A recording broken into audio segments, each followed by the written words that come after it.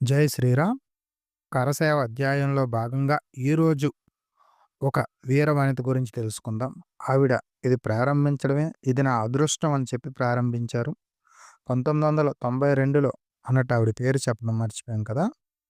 కాసావర్ రమాదేవి హైదరాబాద్‌లో ఉంటారు. ఇంతకుముందు గోదావరిఖనిలో ఉండేవారు. ఇప్పుడు ఆవిడ చెప్తున్నవన్నీ మనం విందాం. 1992లో గోదావరి నుండి బయలుదేరిన కరసేవకులలో మహిళా జట్టు కూడా ఉంది. అందులో నేను పాల్గొన్నాను. అంతకు క్రితం కరసేవలో 1990లో నా భర్త అనిల్ కుమార్ గారు వెళ్లారు. కాశీలో పోలీసులు అరెస్ట్ చేసి జైల్లో పెట్టారు. 10 రోజుల తర్వాత విడుదల చేశారు. ఆ ముగ్గురుకు పిల్లల బాధ్యత మా వారికి అప్పచెప్పి నేను అయోధ్యకు బయలుదేరాను. మా జట్టులో కరీంనగర్ నుండి, నేను గోదావరిఖని నుండి ఇంకొంతమంది సేవకులు మా జట్టులో ఉన్నారు. అయోధ్య చేరుకున్నాం. అందరం సరయూ నదిలో స్నానమాచరించి భగవంతుడిని ప్రార్థించాం. వివాదాస్పద కట్టడం వద్ద భారీ బందోబస్తు ఉంది. పోలీసులు మోహరించున్నారు. సరయూ నదిలో నుండి అందరం పిడికెడు మట్టి, చెంబుతో నీళ్లు తీసుకొని బయలుదేరి వివాదాస్పద కట్టడం ముందు ఉంచాం. కరసేవకులు గుమ్మటాలు ఎక్కుతున్నారు. మాలో ఉత్సాహం పెరిగింది.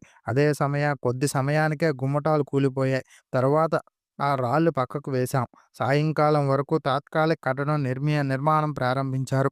నేను గర్భగుడిని నిర్మాణానికి ఇటుకలు మోశాను. భగవంతుడు నాకు ఈ అదృష్టాన్ని కలిగించాడని భావిస్తాను అంటూ ఆవిడ తాను అనుభవించిన ఆ అదృష్టాన్ని మాటల్లో చెప్పలేక కన్నీరు పర్యంతమై చాలా ఆనందంగా ఉందని చెప్పి, ఇప్పటికైనా కల సాకారమైందని చెప్పి ఆవిడ చాలా ఉద్వేగంతో చెప్పారు.